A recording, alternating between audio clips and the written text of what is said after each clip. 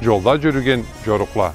Если идут двое, то младший держит старшего справа, и мы сразу можем понять, кто из них младше, а кто старше. Если идут девушки, соблюдается то же самое правило. Справа идет старшая. Если же идут трое, самый старший идет посередине, самый младший идет справа от него, а средний идет слева от самого старшего. Это предусмотрено для того, чтобы если появится какое-то поручение, младший отлучается, а двое оставшихся идут в правильной позиции. Если идут больше трех, то самый младший держится правее всех. Соблюдаем ту же позицию, что и в предыдущей сцене. В случае, когда идут парень и девушка, любая девушка идет справа от парня, кроме его супруги. Супруга идет слева.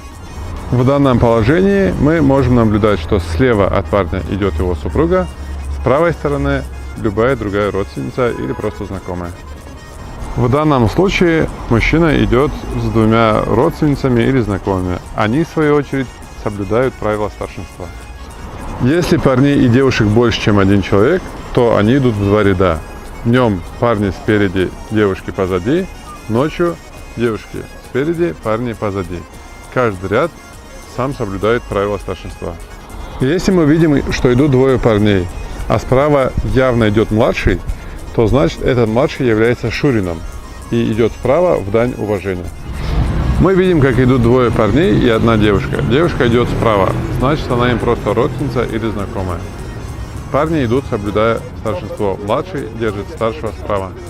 В данном же случае девушка является супругой одного из парней, а именно того, кто держит ее слева.